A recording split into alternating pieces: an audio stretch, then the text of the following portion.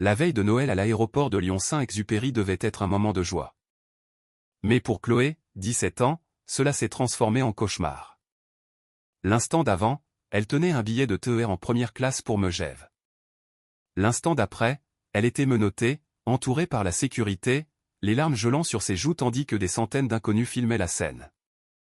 L'agent d'escale, Valérie, affichait un sourire en coin, convaincue d'avoir attrapé une criminelle. Elle ignorait que le père de la jeune fille était déjà dans le bâtiment. Elle ne savait pas que l'homme qu'elle s'apprêtait à affronter n'était pas seulement un père. C'était l'homme qui signait ses chèques de paix. Regardez ce qui se passe quand les préjugés rencontrent le pouvoir. L'air à l'intérieur de l'aéroport de Lyon était chargé de l'énergie chaotique de la veille de Noël. Dehors, une tempête de neige menaçait de clouer au sol toute la région Rhône-Alpes, transformant le tarmac en une plaque de verre blanc. À l'intérieur, le terminal était une cohue étouffante de manteaux de laine humide, de tout petits hurlants et de l'espoir désespéré et frénétique de milliers de personnes essayant de rentrer chez elles avant le passage du Père Noël. Chloé, 17 ans, ajusta la sangle de son sac à dos en cuir vintage et resserra son immense sweat à capuche beige autour de sa silhouette. Elle vérifia l'heure sur son téléphone. L'embarquement pour le train vers les Alpes devait commencer dans 10 minutes. Elle était fatiguée. Ses examens finaux dans son lycée privé à Versailles avaient été brutaux, et son voyage vers Lyon avait déjà duré 2 heures de plus que prévu à cause du dégivrage des voies. Elle voulait juste voir son père. Chloé marcha vers la porte d'embarquement, son casque anti-bruit autour du cou. Elle n'était pas habillée comme la passagère typique de première classe, du moins pas selon le code vestimentaire tacite de l'ancienne génération.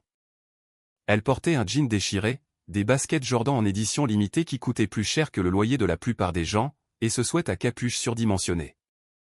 Pour un œil non averti, elle ressemblait à une adolescente avachie. Pour un œil averti, tout ce qu'elle portait murmurait le luxe discret. Mais Valérie, l'agent d'escale senior qui tenait le podium, n'avait pas l'œil averti.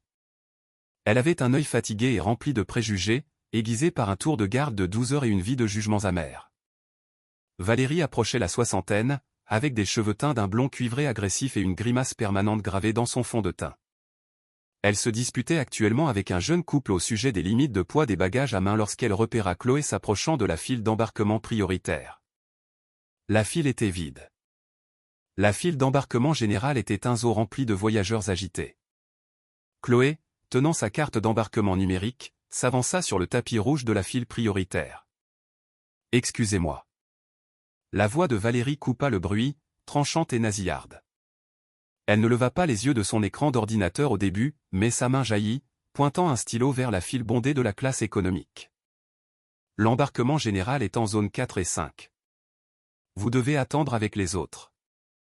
Chloé marqua une pause. Elle était habituée à cela. Cela arrivait dans les magasins, les restaurants, parfois même dans sa propre école. Elle garda une voix calme et polie, comme son père le lui avait appris. « Je sais, madame. Je suis en première classe. Siège 2A. » Valérie leva enfin les yeux. Son regard balaya Chloé, notant le chignon décoiffé, la peau noire, le sweat à capuche. Elle laissa échapper un petit rire incrédule assez fort pour que les gens au début de la file économique l'entendent. « Première classe, » répéta Valérie d'un ton pince sans rire. « Chérie, s'il te plaît, ne me fais pas perdre mon temps. Nous avons une tempête qui arrive. Le train est surbooké, et j'ai 50 personnes sur liste d'attente qui ont réellement payé leur billet. Va au fond de la file. »« J'ai un billet, » dit Chloé, sa prise se resserrant sur son téléphone. Elle s'avança, tendant l'écran. « Si vous pouviez juste le scanner. » Valérie arracha le téléphone des mains de Chloé avant qu'elle ne puisse protester. L'agent fixa l'écran, les lèvres pincées. C'était une carte d'embarquement mobile valide. Chloé Sterling, train 492 pour Megève, siège 2A, statut VIP. La plupart des agents se seraient excusés. Valérie, cependant, ressentit une montée d'indignation. Dans son esprit, les filles qui ressemblaient à Chloé ne s'asseyaient pas en 2A. Pas à moins d'être célèbres. Et cette fille n'avait pas l'air célèbre. Elle avait l'air d'attirer les ennuis. C'est une capture d'écran, mentit Valérie, inclinant le téléphone pour que le reflet obscurcisse le QR code. Ce n'est pas une capture d'écran, dit Chloé en tendant la main vers son téléphone. C'est l'application de la compagnie. Le QR code se met à jour en direct. Ne m'arrachez pas ça des mains, aboya Valérie, tirant le téléphone hors de portée. L'agression soudaine fit tourner plusieurs têtes. Un homme en costume derrière Chloé s'éclaircit la gorge, mal à l'aise. Madame, dit l'homme d'affaires, si elle a un billet, laissez-la passer. Restez en dehors de ça, monsieur, siffla Valérie. Elle regarda de nouveau Chloé, les yeux plissés. Je sais comment ça marche. Vous, les gamins, achetez un numéro de carte de crédit volé sur le dark web, réservez un billet haut de gamme et espérez partir avant que l'alerte de fraude ne tombe. On nous a mis en garde contre des arnaques comme celle-ci toute la semaine. Le cœur de Chloé commença à battre la chamade contre ses côtes.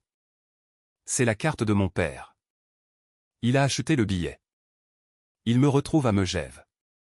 S'il vous plaît, rendez-moi mon téléphone et scannez le code.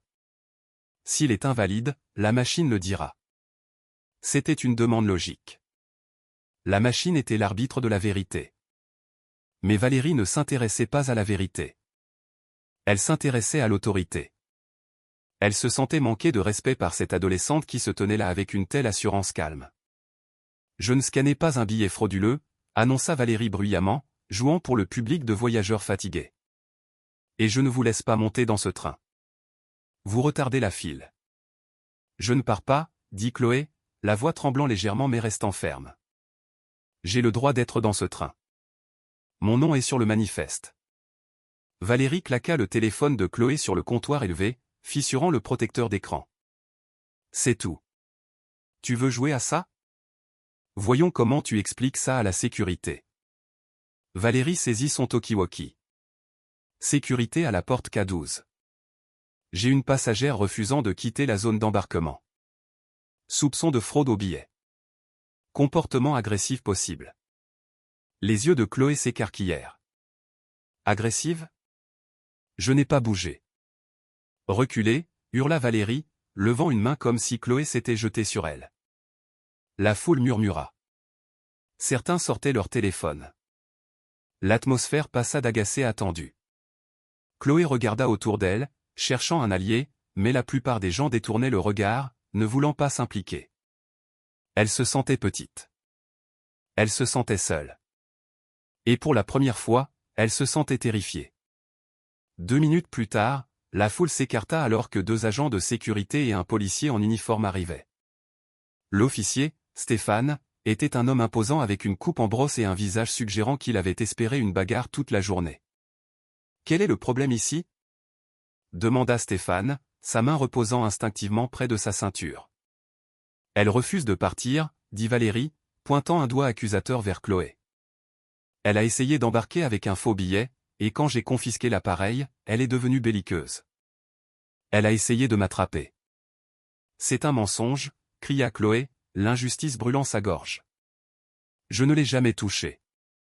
Elle a pris mon téléphone et ne veut pas le rendre. Je veux juste aller voir mon père. L'officier Stéphane tourna son regard froid vers Chloé.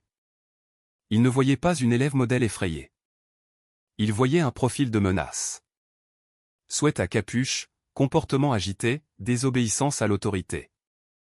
Mademoiselle, éloignez-vous du podium, ordonna Stéphane. Mais mon téléphone. J'ai dit éloignez-vous, aboya Stéphane, entrant dans son espace personnel. Chloé fit 2 pas en arrière, ses mains se levant instinctivement en signe de reddition. D'accord, je recule. S'il vous plaît, pouvez-vous juste vérifier mon identité?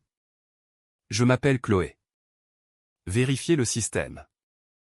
On vérifiera tout au poste si nécessaire, dit Stéphane. Pour l'instant, vous causez un trouble. Retournez-vous. Quoi? Pourquoi? Refus d'obtempérer. Retournez-vous et mettez vos mains dans le dos. Le monde semblait ralentir. La musique de Noël jouant sur l'interphone semblait distordue et grotesque. Je n'ai rien fait, chuchota Chloé, les larmes montant aux yeux. S'il vous plaît, appelez juste mon père. Son numéro est dans le téléphone. Retournez-vous. Stéphane saisit son épaule et la fit pivoter brutalement. Chloé halta alors que son bras était tordu derrière son dos. Le métal froid des menottes cliqueta sur son poignet, pinçant la peau. Le son fut assourdissant dans le terminal soudainement silencieux. Une femme de la file économique s'avança. Elle portait une blouse d'infirmière. C'est une mineure. Vous n'avez pas besoin de la menotter. Elle ne résiste pas. Reculez, madame, ou vous la rejoindrez pour obstruction, menaça Stéphane sans regarder l'infirmière. Il serra les menottes. Chloé grimaça, se mordant la lèvre pour empêcher un sanglot de s'échapper. Elle ne donnerait pas à Valérie la satisfaction de la voir pleurer. Elle leva les yeux et vit Valérie sourire. C'était un petit sourire triomphant. Valérie ramassa le téléphone fissuré et le tendit au second officier. Pièce à conviction, dit-elle d'un air suffisant. Je parie que vous trouverez plein de choses là-dessus. Marche, commanda Stéphane, poussant Chloé en avant. Ils la firent parader à travers le terminal. C'était une marche de la honte conçue pour humilier. Les gens fixaient, les téléphones étaient levés, les caméras flashaient comme des paparazzis, enregistrant son moment le plus bas. Chloé gardait la tête basse, les joues brûlantes. Elle essayait de se concentrer sur sa respiration. Inspire 4 temps, expire 4 temps. Ils ne l'emmenèrent pas au bureau de sécurité habituel. À cause de la surpopulation, ils l'emmenèrent dans une salle de détention temporaire près de la récupération des bagages. Une boîte en béton sans fenêtre avec des néons qui bourdonnaient comme des frelons en colère. Stéphane la poussa sur une chaise en métal boulonnée au sol. Il ne lui retira pas les menottes. Assise. Ne bouge pas. Il renversa son sac à dos sur la table. Procédure standard. On cherche de la contrebande. Je n'ai pas de contrebande, dit Chloé, la voix tremblante. J'ai des manuels scolaires et un cadeau de Noël pour mon père. Stéphane l'ignora. Il ouvrit le sac et le vida à l'envers. Son manuel d'histoire tomba sur la table avec un bruit sourd. Puis sa trousse de toilette. Puis une boîte magnifiquement emballée dans du papier argenté avec un ruban de soie bleue. C'était une montre vintage pour laquelle elle avait économisé pendant 2 ans pour l'offrir à son père. Stéphane ramassa le cadeau. Qu'est-ce qu'il y a là-dedans? C'est une montre. S'il vous plaît, faites attention. Stéphane la secoua. Ça pourrait être n'importe quoi. De la drogue, une arme. C'est une montre? Cria Chloé, la panique montant. Stéphane la regarda droit dans les yeux et arracha le papier. Il ouvrit la boîte, sortit la montre, une Patek Philippe classique, et ricana. C'est ça. Une gamine comme toi avec une montre à 50 000 €. Ajoutons le vol à la liste des charges. Je l'ai acheté. J'ai le reçu dans mes emails. Qui sont sur le téléphone auquel tu ne peux pas accéder, dit Stéphane. Il jeta la montre négligemment sur la table en métal. Elle glissa face contre terre. Chloé tressaillit comme si elle avait été frappée. Vous faites une erreur, dit Chloé, sa voix tombant dans un registre bas, terriblement calme. Une très grosse erreur. Je fais ça depuis 20 ans, ma puce, rit Stéphane. La seule erreur a été de penser que tu pouvais arnaquer mon aéroport. Juste à ce moment, la porte s'ouvrit. Valérie entra tenant un café d'une boulangerie, l'air d'être la propriétaire des lieux. Elle a avoué? Demanda Valérie, s'appuyant contre le cadre de la porte. Elle prétend que la montre est à elle, dit Stéphane, désignant le garde-temps coûteux. Valérie rit, un son dur et grinçant. Bien sûr qu'elle le dit. Elle l'a probablement volée à la même personne à qui elle a volé la carte de crédit. Elle regarda Chloé avec une fausse pitié. Tu sais, si tu nous dis juste la vérité, peut-être que le juge sera clément. On peut t'appeler tes parents, tes vrais parents, pas le faux père riche que tu as inventé. Et ils pourront venir te chercher. Chloé leva les yeux. Les larmes avaient disparu. À leur place se trouvait une résolution froide qui reflétait le regard de son père en salle de conseil. Vous voulez vraiment appeler mon père? Demanda Chloé. Bien sûr, ricana Valérie. Appelons-le. C'est quoi son nom? Pouki Réré? Son nom, dit Chloé, articulant chaque syllabe, est Nicolas. Et si vous vérifiez le manifeste pour les arrivées privées, vous verrez qu'il est arrivé il y a 40 minutes. Il est dans l'aéroport. Valérie et Stéphane échangèrent un regard. Pendant une seconde, juste une fraction de seconde, le doute vacilla dans les yeux de Valérie. Nicolas.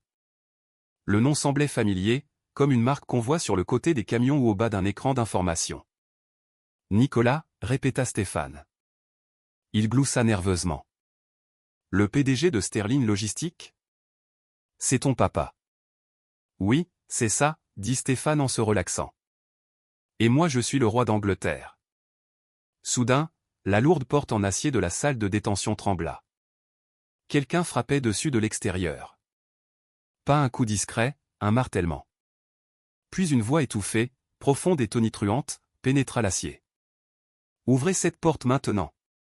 Valérie fronça les sourcils. Qui est-ce? Le martèlement reprit, plus fort cette fois. J'ai dit, ouvrez cette foutue porte avant que je ne la dégonde. Le martèlement sur la porte en acier cessa brusquement. Il y eut un battement de cœur de silence dans la salle claustrophobe, une pause lourde chargée d'électricité statique. L'officier Stéphane, agacé par l'interruption, se leva de la table en métal. Il ajusta sa ceinture, bombant le torse. Probablement un petit ami ivre qui cherche sa copine, marmonna-t-il à Valérie. Je m'en occupe. Surveille-la. Stéphane marcha vers la porte, déverrouilla le lourd pêne dormant et l'ouvrit avec une force agressive, prêt à intimider physiquement quiconque se trouvait de l'autre côté. C'est une zone restreinte, recule.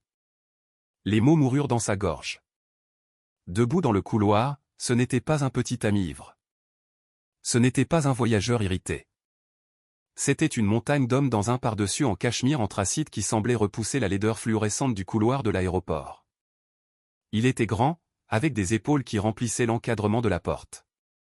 Ses cheveux étaient poivre et sel, coupés avec une précision militaire, et sa mâchoire semblait avoir été taillée dans le granit. Mais ce furent ses yeux qui glacèrent Stéphane. Ils étaient sombres, intelligents, et brûlaient d'une fureur terrifiante et calculée. Ce n'était pas un homme qui faisait la queue. C'était un homme qui possédait les entreprises qui construisaient les files d'attente.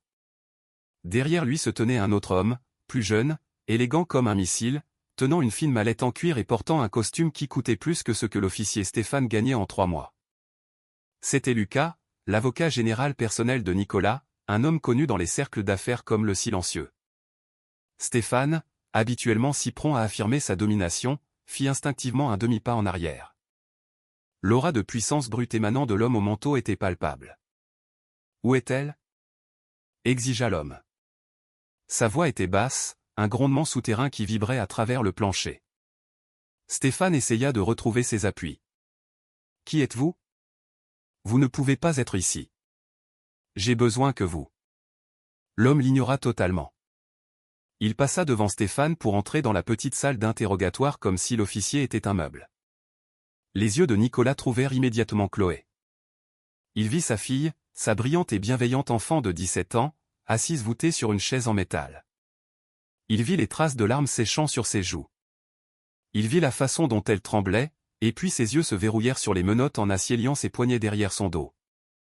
La température dans la pièce sembla chuter de 20 degrés en une seconde. Le visage de Nicolas ne tressaillit pas, mais une veine sur sa tempe commença à palpiter visiblement. Le regard qu'il lança vers Valérie la fit halter auditivement.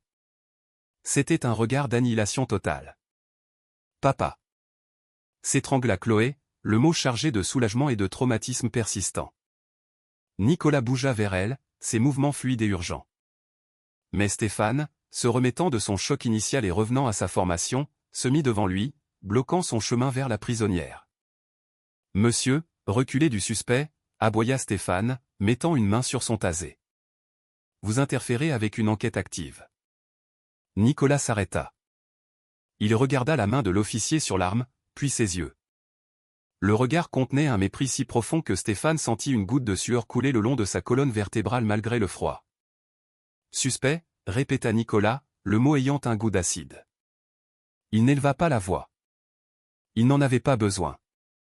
Si vous n'enlevez pas ces menottes des poignets de ma fille dans les 10 prochaines secondes, officier, je passerai le reste de ma vie à m'assurer que vous ne travaillerez plus jamais dans quelque chose de plus élevé qu'un péage d'autoroute.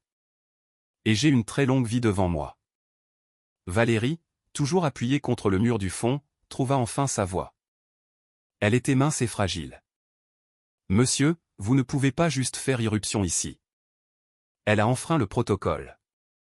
Elle était hystérique à la porte. Nous soupçonnons une fraude. Nicolas tourna lentement la tête vers Valérie. La reconnaissance la frappa comme un coup physique. Elle avait vu son visage en couverture d'un magazine économique dans le salon première classe la semaine dernière. Sterling Logistic acquiert Mid-Atlantic Rail pour 4 milliards. La couleur quitta le visage de Valérie si vite qu'elle sembla grisâtre. Le sourire avait disparu, remplacé par la réalisation naissante et horrifiante qu'elle avait fait un mauvais calcul aux proportions catastrophiques. Fraude, dit Nicolas calmement à Valérie. Vous pensez que ma fille est une fraude? Elle avait un billet de première classe, bégaya Valérie, sa confiance s'évaporant. Les gens comme les jeunes ne voyagent généralement pas. Le billet avait l'air faux. Les gens comme elle? Fini Nicolas pour elle, son ton tranchant à travers ses excuses. Dites ce que vous pensez, madame. Vous avez vu une adolescente noire en sweat à capuche et avez décidé qu'elle n'avait pas sa place dans votre précieuse première classe. Ce n'est pas ça, protesta faiblement Valérie, se ratatinant contre le mur. Stéphane, sentant que sa partenaire s'effondrait, essaya de reprendre le contrôle. Ce n'était pas juste le billet. Nous avons trouvé ceci en sa possession. Il fit un grand geste vers la table en métal. Nicolas baissa les yeux. Il vit le sac à dos éventré de Chloé. Il vit ses manuels scolaires étalés. Et puis il vit la montre Patek Philippe gisant face contre terre sur la surface métallique rayée où Stéphane l'avait jetée. Nicolas ferma les yeux une brève seconde, laissant échapper une expiration brusque par le nez. Quand il les rouvrit, la fureur s'était cristallisée en quelque chose de plus froid, de plus stratégique. Lucas, dit Nicolas sans se retourner. Lucas s'avança, avec fluidité, contournant Stéphane. Il posa la fine mallette sur la table et l'ouvrit. Officier Stéphane, mademoiselle Valérie, commença Lucas, sa voix lisse, articulée et totalement dénuée de chaleur. Il sortit 2 cartes de visite embossées à la feuille d'or et les fit glisser sur la table. Je m'appelle Lucas, avocat. Je représente monsieur Nicolas et sa fille mineure Chloé. À partir de ce moment, toute communication passe par moi. Vous ne vous adresserez pas directement à ma cliente. Stéphane regarda la carte. Cabinet Lucas et associés, contentieux global. Il déglutit difficilement.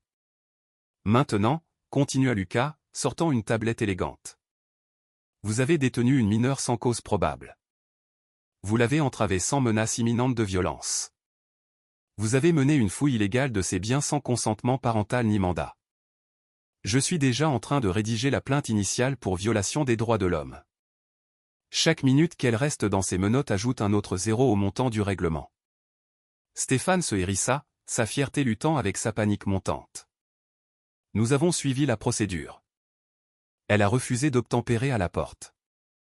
Elle était agressive envers l'agent. Menteur, dit Nicolas. Il ne regardait pas Stéphane. Il regardait Chloé, ses yeux s'adoucissant avec une tendresse infinie. Tu es blessé, bébé? Mes poignets me font mal, chuchota Chloé. C'est vraiment serré. La tête de Nicolas se tourna brusquement vers Stéphane. La bête était de retour dans ses yeux. Déverrouillez-les maintenant. Ce n'était pas une demande. C'était un ultimatum délivré par un homme qui commandait des flottes de navires et des armées d'employés. Stéphane regarda Valérie, désespérée d'avoir du soutien, mais elle fixait le sol, souhaitant pouvoir se dissoudre dans le béton. Les mains tremblantes, l'officier Stéphane attrapa ses clés. Le clic métallique des menottes se libérant résonna bruyamment dans la petite pièce. Chloé ramena immédiatement ses bras vers l'avant, grimaçant alors que le sang revenait dans ses mains. Il y avait de profondes marques rouges autour de ses poignets là où le métal avait mordu sa peau. Nicolas fut à ses côtés instantanément, prenant ses mains doucement dans les siennes, inspectant les marques avec une mâchoire assez serrée pour briser de l'acier. Il ne parla pas, mais la pure tension de sa rage remplissait la pièce, rendant l'air épais et difficile à respirer. Il frotta doucement ses poignets, ses larges pouces traçant les lignes rouges. Documente ça, dit Nicolas par-dessus son épaule à Lucas. Sans un mot, Lucas leva sa tablette et prit des photos haute résolution des poignets blessés de Chloé sous plusieurs angles. Stéphane, maintenant dépouillé du symbole physique de son autorité sur la fille, essaya de se réfugier dans la bureaucratie. Écoutez, monsieur, si c'est bien vous. Nous devons être prudents pendant les fêtes. Il y a beaucoup de fraude. Son billet ne passait pas. Avez-vous essayé? Demanda Nicolas, se tournant lentement pour faire face à Valérie. Valérie tressaillit. La machine faisait des siennes et ça ressemblait à une capture d'écran. Les gamins font ça. Et le téléphone? Demanda Nicolas, ses yeux scannant la table jusqu'à ce qu'ils atterrissent sur l'appareil de Chloé. Il tendit la main et le ramassa. La fissure en toile d'araignée sur le protecteur d'écran capta la lumière. Il passa un doigt sur le verre déchiqueté. Qui a cassé ça? Sa voix était terriblement calme. Valérie pointa immédiatement un doigt tremblant vers Chloé. Elle l'a fait. Elle se débattait quand on a essayé de la détenir et il est tombé. C'est un mensonge. Cria Chloé, retrouvant sa voix maintenant que son père agissait comme un bouclier. Vous l'avez claqué sur le comptoir à la porte. Tout le monde vous a vu. Nicolas regarda de Valérie à Chloé. Il n'y avait aucun doute dans son esprit sur qui disait la vérité. Il tendit le téléphone à Chloé. Déverrouille-le, ma chérie. Les mains de Chloé tremblaient tellement qu'elle se trompa de code 2 fois. Finalement, le téléphone se déverrouilla. Malgré le verre fissuré, l'écran était fonctionnel. Elle ouvrit l'application de la compagnie. Elle était là, la carte d'embarquement numérique. Train 492 pour Megève, siège 2A, passagère Chloé. Nicolas prit le téléphone et le tint en l'air, le mettant à quelques centimètres du visage de Valérie. Est-ce que ça ressemble à une capture d'écran pour vous? Demanda-t-il. Regardez l'horodatage. Ça se met à jour en direct. C'est un billet de première classe valide que j'ai acheté. Valérie fixa l'écran, incapable de parler. La preuve de son propre préjugé brillait juste devant ses yeux. Vous n'avez même pas vérifié, accusa Nicolas, sa voix s'élevant légèrement pour la première fois, un grondement contrôlé. Vous l'avez vu, avez fait une supposition basée sur rien d'autre que vos propres billets pathétiques, et avez décidé d'humilier une enfant la veille de Noël. Il se tourna vers la table et ramassa la montre Patek Philippe, la manipulant avec le respect qu'elle méritait.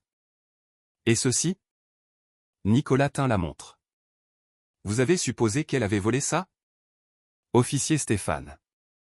Avez-vous pris la peine de lui demander ce que c'était? Elle a dit que c'était un cadeau, marmonna Stéphane, regardant ses bottes. C'est un cadeau, dit Nicolas, la voix chargée d'émotion. Pour moi? Elle a économisé son argent de poche et travaillé lors d'un stage d'été pendant 2 ans pour acheter ça. Elle m'a envoyé le reçu le jour où elle l'a acheté parce qu'elle était si fière. Il regarda Stéphane avec un profond dégoût. Vous avez pris le geste d'amour d'une fille et l'avez transformé en accusation criminelle parce que vous ne pouviez pas concevoir qu'une jeune fille noire ait quelque chose de valeur qui n'ait pas été mal acquis. Le silence dans la pièce était total. Valérie pleurait maintenant, des larmes silencieuses d'apitoiement sur elle-même. Stéphane avait l'air de vouloir se cacher dans un trou. Ils avaient été mis à nu, leur incompétence et leurs préjugés étalés aux yeux de tous. Mais Nicolas n'avait pas fini. Il ne faisait que commencer. La porte de la salle de détention s'ouvrit à nouveau violemment. Cette fois, ce n'était pas un parent. C'était Sandrine, la directrice des opérations de l'aéroport, flanquée de 2 superviseurs de la police aux frontières de haut rang. La directrice Sandrine était une femme approchant la cinquantaine qui semblait ne pas avoir dormi depuis une semaine. Quand elle vit Nicolas debout dans la cellule de détention sordide, son visage devint blanc comme un linge. Elle avait reçu l'appel il y a 10 minutes du dispatching de l'aéroport disant que le Nicolas avait contourné la sécurité avec un avocat et était en train de démonter la salle de détention B. Sterling Logistique n'était pas seulement un transporteur de passagers. Ils étaient l'un des plus grands partenaires de fret de Lyon-Saint-Exupéry. Ils occupaient 3 hangars massifs. Nicolas n'utilisait pas seulement l'aéroport. À bien des égards, il le faisait tourner. Monsieur Nicolas, halta la directrice Sandrine, se précipitant vers l'avant, les mains jointes dans une attitude de prière. Oh mon Dieu, je suis arrivé aussi vite que j'ai pu. Je suis tellement désolé. Elle regarda Chloé, voyant les marques rouges sur ses poignets et les larmes. Sandrine se sentit malade. Ça va, ma chérie? As-tu besoin d'un médecin? Demanda frénétiquement Sandrine. Elle a besoin de sortir de cette crasse, dit froidement Nicolas, tirant Chloé contre son flanc. Bien sûr, bien sûr. Nous pouvons aller au salon VIP immédiatement, proposa Sandrine. Nicolas l'ignora et pointa un long doigt vers Valérie, qui sanglotait maintenant activement dans ses mains, et Stéphane, qui se tenait au garde-à-vous rigide, espérant devenir invisible. Sandrine, dit Nicolas à la directrice, utilisant son prénom avec une familiarité délibérée et glaçante. Je veux que vous regardiez ces deux employés. Oui, monsieur Nicolas. Ils viennent de coûter à cet aéroport sa relation avec Sterling Logistique. Un halètement étranglé échappa à la gorge de Sandrine. Monsieur Nicolas, s'il vous plaît, ne soyons pas hâtifs. C'est un terrible malentendu. Il n'y a pas de malentendu, la coupa Nicolas. J'ai 300 vols de fret prévus pour passer par Lyon en janvier seulement. À partir de ce moment, je les redirigerai vers Genève et Grenoble, et je publierai un communiqué de presse dans leur expliquant exactement pourquoi. Valérie leva les yeux de ses mains, les yeux écarquillés d'horreur. Elle n'était pas seulement en difficulté. Elle venait de causer une catastrophe économique pour son employeur. Lucas, dit Nicolas, montra à la directrice les photos des poignets de ma fille. Lucas leva la tablette. Sandrine regarda les images des ecchymoses sur la peau de l'adolescente. Elle ferma les yeux, sachant qu'il n'y avait aucune défense pour cela. Ce n'était pas une procédure de sécurité, Sandrine, dit Nicolas, sa voix tombant dans un murmure plus fort qu'un cri. C'était un enlèvement perpétré par une bigote avec un badge et une brute en uniforme. Il dirigea Chloé vers la porte. On s'en va. Si quelqu'un essaie de nous arrêter, Lucas aura un juge fédéral au téléphone avant qu'il ne puisse cligner des yeux. Il s'arrêta à l'encadrement de la porte et regarda Valérie une dernière fois. Joyeux Noël, dit Nicolas, les mots dégoulinant de venin. Profitez-en. C'est le dernier que vous passerez employé dans cette industrie. La marche des cellules de détention jusqu'au parking VIP fut floue pour Chloé. Le terminal de l'aéroport, autrefois une caverne de bruit et de jugement, s'écartait maintenant comme la mer Rouge. La directrice Sandrine avait prévenu par radio et une phalange de gardes de sécurité, respectueux cette fois, formait un périmètre de protection autour de Nicolas et de sa fille. Nicolas ne s'arrêta pas au salon première classe. Il marcha directement vers la sortie où une Citroën 2CV de collection, noire et rutilante, les attendait. Une fois à l'intérieur de l'intérieur en cuir beige confortable de la voiture, loin des regards indiscrets et de l'éclat fluorescent, l'adrénaline quitta enfin le corps de Chloé. Ils roulèrent jusqu'au quai privé où le TER en première classe, qu'il avait spécialement affrété pour remplacer le voyage manqué, les attendait. Dans le calme feutré du wagon privé, elle s'effondra dans l'un des sièges en velours, ses mains tremblant de manière incontrôlable alors qu'elle portait une bouteille d'eau à ses lèvres. Nicolas s'assit en face d'elle, son imposant manteau posé à côté. Il avait l'air plus vieux qu'il y a une heure. Le titan de l'industrie avait disparu, remplacé par un père terrifié. « Laisse-moi les voir encore, » dit Nicolas doucement. Chloé tendit ses poignets. Les marques rouges fonçaient en bleu. Nicolas appliqua un gel apaisant de la trousse de premier secours, ses mouvements atrocement doux. « Je suis désolé, papa, » chuchota Chloé, regardant le sol. « J'ai gâché Noël. J'aurais dû juste attendre au fond de la file. Je n'aurais pas dû discuter. » Nicolas s'arrêta. Il souleva son menton pour qu'elle doive le regarder dans les yeux. « Chloé. Écoute-moi.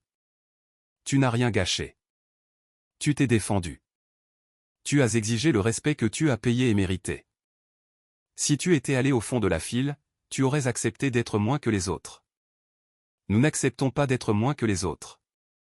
J'avais si peur, admit elle, une larme s'échappant. Tout le monde filmait.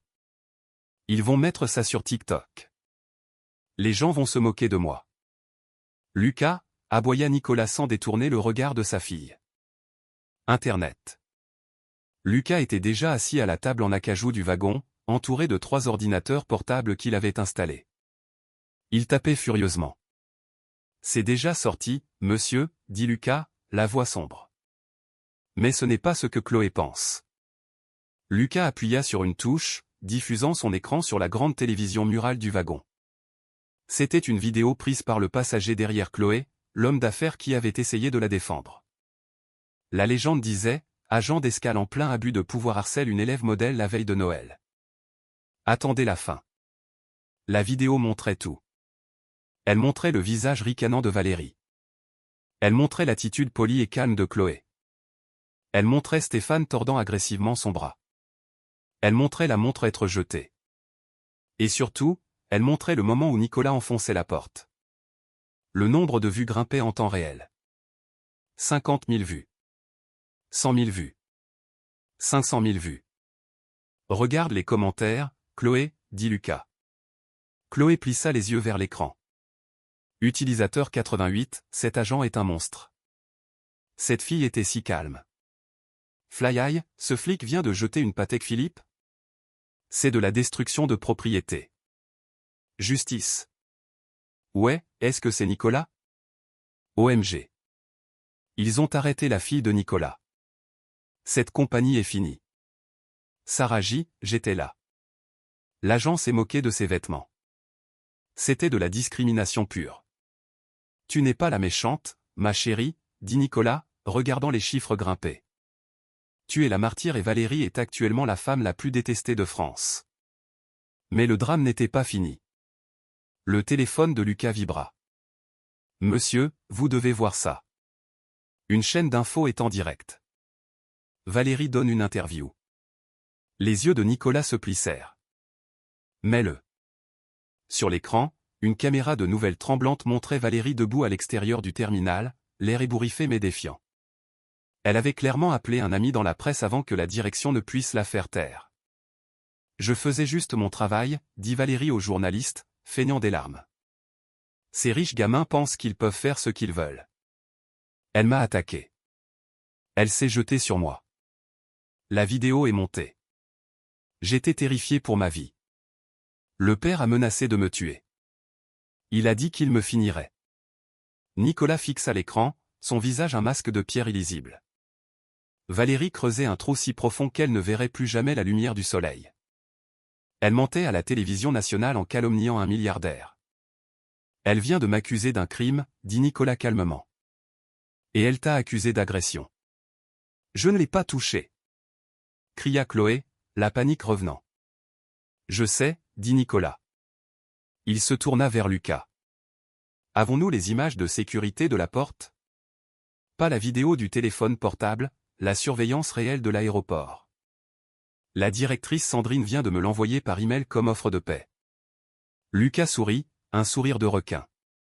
La résolution 4K montre clairement que Chloé n'a jamais bougé de sa place, et que Valérie a arraché le téléphone en premier. Nicolas se leva et marcha vers la fenêtre, regardant le paysage enneigé défiler alors que le train prenait de la vitesse. Diffusez la bande de surveillance à toutes les chaînes nationales, ordonna Nicolas. Légendez la vérité. Ensuite, rédigez une plainte contre Valérie personnellement pour diffamation. Je ne veux pas juste poursuivre la compagnie. Je veux la poursuivre elle. Je veux sa maison. Je veux sa retraite. Je veux qu'elle sache que quand on ment sur ma famille, on paie avec tout ce qu'on possède. Et la compagnie? Demanda Lucas. Appelle Pierre, le PDG de la compagnie de transport, dit Nicolas, vérifiant sa montre celle que Chloé lui avait achetée, qu'il portait maintenant fièrement. Dis-lui qu'il a jusqu'à ce qu'on arrive à la gare pour décider s'il veut démissionner gracieusement, ou si j'achète une part de contrôle dans sa société et le vire publiquement. Le matin de Noël à Megève signifiait généralement neige, bœuf bourguignon et paix. Pour le conseil d'administration de la compagnie de transport, cela signifiait un bain de sang. La vidéo de Nicolas prenant d'assaut la salle d'interrogatoire avait atteint 50 millions de vues dans la nuit. La diffusion des images de sécurité, prouvant que Valérie avait menti sur le fait d'avoir été attaquée, avait transformé l'indignation publique en une tempête nucléaire. L'action de la compagnie avait chuté de 12%. Le hashtag boycott était en tendance mondiale. Pierre, le PDG, était assis dans son bureau aux parois de verre à Paris, transpirant à travers sa cravate à thème Père Noël. Il était en visioconférence avec Nicolas. Nicolas avait l'air frais, reposé et terriblement calme, assis devant une cheminée rugissante dans sa maison de campagne. Chloé était visible en arrière-plan, lisant un livre, en sécurité et heureuse. Nicolas, commença Pierre, la voix tremblante. S'il te plaît, on peut régler ça. Je vais virer l'agent. Je vais virer le flic. On fera des excuses publiques. On donnera à Chloé des voyages en première classe à vie. Voyage à vie? Nicolas gloussa sèchement. Pierre, ma fille a ses propres moyens de transport. Elle n'a pas besoin de tes bons d'achat. Nicolas se pencha vers la caméra. Tu as un problème de culture, Pierre. Tu permets à ton personnel de profiler les passagers en fonction de leur apparence. Tu laisses des tyrans non formés diriger tes portes. Valérie avait 12 plaintes contre elle pour un comportement similaire au cours des 5 dernières années. J'ai vérifié. Tu n'as rien fait. Pierre pâlit. Comment as-tu une au dossier RH? J'ai des ressources, dit simplement Nicolas. Tu as ignoré les drapeaux rouges. Maintenant, l'addition est arrivée. Qu'est-ce que tu veux? Demanda Pierre, vaincu. Je veux 3 choses, dit Nicolas, levant 3 doigts. 1. Licenciement immédiat de Valérie et de l'officier Stéphane. Pas une suspension. Licenciement pour faute grave. Pas d'indemnité. Fait, dit Pierre immédiatement. 2. Un don de 10 millions d'euros à une association de défense des droits civiques au nom de Chloé, payé aujourd'hui. Pierre grimaça. C'était un coup massif pour leurs résultats. D'accord, accepté. Et 3, dit Nicolas, ses yeux durcissants. Je veux que tu publies une déclaration admettant l'entière responsabilité pour violation des droits civiques. Tu admettras que ton personnel a profilé une mineure. Tu ne présenteras pas cela comme un malentendu. Tu appelleras cela par son nom, racisme et incompétence. Nicolas, le service juridique ne me laissera jamais admettre la responsabilité, protesta Pierre. Ça nous ouvre à des recours collectifs. Si tu ne le fais pas, dit Nicolas, sa voix tombant à ce murmure létal, je retirerai chaque gramme de fret de sterling logistique de ta flotte. C'est 40% de tes revenus de fret. Tu seras en faillite d'ici février. Pierre resta assis en silence. Il regarda le cours de l'action chuter sur son autre écran. Il regarda les emails furieux des actionnaires. Il réalisa qu'il n'avait pas le choix. Il avait été mis échec et mat par un père qui avait l'argent pour brûler le conseil d'administration. Bien, chuchota Pierre. Nous publierons la déclaration. Bon choix, dit Nicolas. Oh, et Pierre. Valérie est actuellement en direct à nouveau, essayant de collecter de l'argent pour sa défense juridique. Tu devrais peut-être arrêter ça avant qu'elle n'admette d'autres violations de politique. Nicolas mit fin à l'appel. À Lyon, la réalité s'effondrait sur Valérie. Elle était assise dans sa cuisine, rafraîchissant sa page de cagnotte en ligne. Elle avait espéré lever 50 000 € pour son licenciement injuste. Au lieu de cela, les commentaires étaient un déluge des images de sécurité, prouvant qu'elle avait menti. Tu as menti sur le fait qu'une enfant t'ait attaquée. Arnaqueuse. Raciste. Le total des dons était à 5 €. Puis son téléphone sonna. Ce n'était pas un supporter. C'était le service juridique de la compagnie. Madame Valérie, dit l'avocat d'entreprise, la voix glaciale. Vous êtes par la présente licenciée pour faute grave, avec effet immédiat. De plus, nous vous poursuivons pour rupture de contrat et diffamation. Vous avez parlé aux médias en violation de votre accord de confidentialité. Nous demandons des dommages et intérêts pour récupérer la valeur boursière que nous avons perdue aujourd'hui. Valérie laissa tomber le téléphone.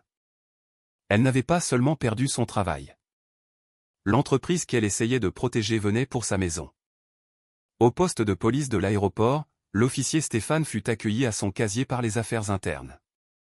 Il fut dépouillé de son badge et de son arme devant toute l'équipe. La vidéo virale le montrait utilisant une force excessive sur une mineure docile.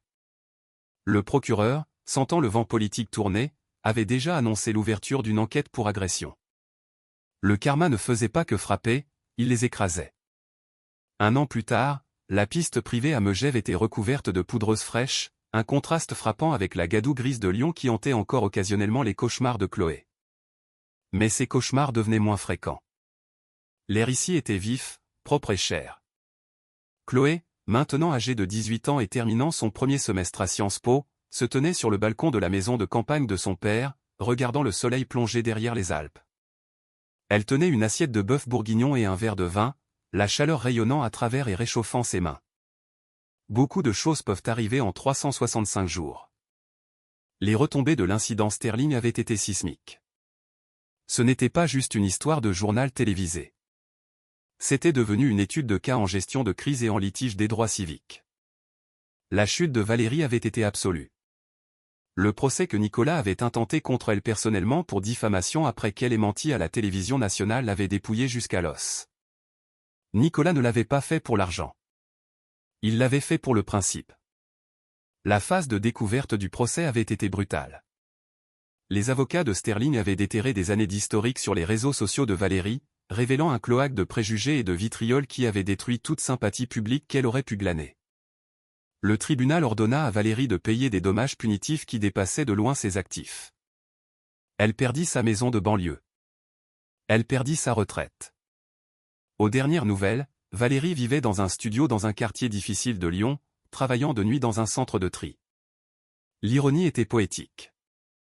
Le centre de tri était une filiale d'une entreprise que Sterling Logistique avait acquise lors d'une OPA hostile 6 mois plus tôt. Valérie déplaçait maintenant des cartons pour l'homme qu'elle avait essayé de détruire, scannant des codes barres toute la nuit, un rouage sans nom dans la machine de la famille qu'elle avait manqué de respect. L'officier Stéphane ne s'en sortit pas mieux. L'enquête interne de la police, alimentée par la pression implacable du bureau de Lucas, conclut que Stéphane avait violé plusieurs statuts des droits civiques. La preuve vidéo de lui tordant le bras d'une mineure docile était assez accablante, mais ce fut la révélation de son historique de plaintes similaires, qui avait été balayé sous le tapis jusqu'à ce que Nicolas braque un projecteur dessus, qui scella son sort. Il accepta un accord pour éviter la prison pour agression, mais le coup fut son badge. Il fut définitivement interdit d'occuper tout poste dans les forces de l'ordre ou la sécurité privée nécessitant une arme à feu. Il travaillait actuellement comme vigile dans un centre commercial mourant en banlieue, chassant des adolescents qui volaient du maquillage, bien loin de l'autorité qu'il avait l'habitude d'exercer à l'aéroport. Et puis il y avait la compagnie de transport. Ils avaient essayé de se battre au début, mais Nicolas ne s'est pas contenté de se battre, il a assiégé. Il mit à exécution sa menace de détourner le fret de Sterling Logistique. Pendant 3 mois, les soutes de la compagnie volèrent à vide. Le prix de leur action s'effondra. Les actionnaires se révoltèrent. Le conseil d'administration, terrifié par un effondrement complet, évaqua Pierre lors d'un vote public humiliant de non-confiance. Le premier acte du nouveau PDG fut de se rendre à Paris et de s'excuser personnellement auprès de Nicolas et Chloé dans la salle de conseil de la tour Sterling. Le règlement fut le plus important de son genre dans l'histoire, avec un mandat pour une formation sur les préjugés qui était maintenant la norme de l'industrie. Chloé prit une bouchée de son bœuf bourguignon, la saveur riche se mélangeant aux souvenirs amers de ce jour-là. Elle n'était pas la même fille qui s'était tenue dans cette file, terrifiée et se faisant toute petite. Elle avait changé son orientation de l'histoire vers le pré-droit. Elle voulait être comme Lucas. Elle voulait être la personne qui entrait dans une pièce et faisait trembler les brutes. Un sou pour tes pensées. La voix profonde et familière brisa sa rêverie. Nicolas sortit sur le balcon, enveloppant une épaisse couverture de laine autour de ses épaules. Il avait l'air fatigué mais heureux. L'année dernière avait été une guerre pour lui aussi. Une guerre pour protéger son enfant. Je pensais juste, dit Chloé, s'appuyant contre le côté de son père, à quel point aujourd'hui semble différent par rapport à la veille de Noël dernier. Nicolas soupira, le son se transformant en un nuage blanc dans l'air glacial. Je t'avais promis que tu ne te sentirais plus jamais aussi impuissante. J'espère avoir tenu cette promesse. Tu l'as fait, dit Chloé. Elle se tourna pour lui faire face, ses yeux sérieux. Mais ce n'était pas juste toi, papa. J'ai réalisé quelque chose à l'école cette année. Je ne me suis pas effondré. Même avant que tu n'enfonces cette porte, j'avais peur, mais je n'ai pas signé leur papier. Je n'ai pas avoué quelque chose que je n'avais pas fait. J'ai tenu bon. Nicolas sourit, un regard de fierté profonde illuminant son visage. C'est l'acier des Sterling. C'est dans ton sang. J'ai quelque chose pour toi, dit soudainement Chloé. Viens à l'intérieur. Ils retournèrent dans la chaleur de la maison de campagne. Le feu crépitait dans l'immense foyer en pierre, projetant des ombres dansantes sur les murs en bois. Un immense sapin de Noël se tenait dans le coin, orné de décorations vintage. Chloé alla vers son sac et sortit une petite boîte familière emballée dans du papier argenté avec un ruban de soie bleu marine. Nicolas se figea. Il reconnut la forme immédiatement. Chloé. Je n'ai jamais pu te la donner correctement, dit-elle, sa voix tremblant légèrement. L'année dernière. L'année dernière, elle a été jetée sur une table en métal froide dans une salle d'interrogatoire. Elle a été traitée comme une preuve, comme un déchet. Elle fit un pas de plus, tenant la boîte à 2 mains. Je l'ai reprise après que la police l'ait rendue. Je l'ai envoyée aux fabricants en Suisse. Je leur ai dit de vérifier chaque engrenage, chaque ressort. Je voulais m'assurer que cet homme ne l'avait pas cassée. Et je voulais te la donner ici, où c'est sûr, où nous sommes en sécurité. La gorge de Nicolas se serra. Il tendit la main et prit la petite boîte. Elle semblait lourde, lourde d'amour, lourde d'histoire. Il s'assit sur le pouf en cuir près du feu et défit lentement le ruban. Il retira le papier argenté, révélant la boîte en acajou foncé de la Patek Philippe. Il ouvrit le couvercle. La montre reposait sur un coussin de velours, brillant à la lumière du feu. C'était un chef-d'œuvre d'ingénierie, une Patek Philippe Calatrava. Simple, élégante et intemporelle. Il n'y avait pas une égratignure dessus. Elle semblait neuve, renaissant du traumatisme de l'année précédente. Nicolas souleva la montre de son coussin. Ses mains, qui avaient signé des contrats de plusieurs milliards sans un tremblement, tremblaient. « Retourne-la » chuchota Chloé. Nicolas retourna la montre. Le fond du boîtier en or brillait. Il plissa les yeux pour lire la gravure qu'elle avait commandée lors de la restauration. « À papa, mon encre, mon bouclier. Avec amour, Chloé. » Il passa son pouce sur les lettres, sentant la profondeur de la gravure. « Mon encre » répéta-t-il doucement. Il leva les yeux vers elle, ses yeux brillants de larmes retenues. « Tu as économisé 2 ans pour ça ? » « J'aurais économisé 20 ans s'il le fallait, » répondit Chloé. « Tu as combattu le monde entier pour moi, papa. Tu as risqué ton entreprise, ta réputation. Tu ne te souciais de rien de tout ça. Tu te souciais juste de moi. » Toujours, dit Nicolas, la voix chargée d'émotion. Il n'y a pas d'entreprise, pas de fortune, pas d'héritage sans toi. Tu es la seule chose qui compte.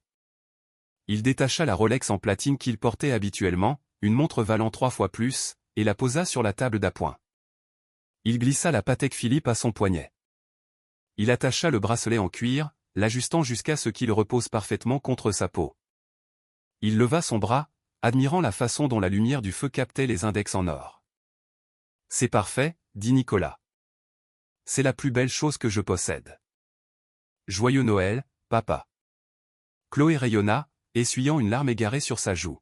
« Joyeux Noël, ma petite fille. » Nicolas se leva et la serra dans une étreinte écrasante. Ils restèrent là longtemps, le feu crépitant et sifflant à côté d'eux. Le silence était confortable, lourd du poids d'un lien qui avait été testé par le feu et en était ressorti plus fort. « Tu sais, » dit Nicolas, se reculant et regardant la montre à nouveau. « J'ai une réunion avec le conseil des gouverneurs en janvier.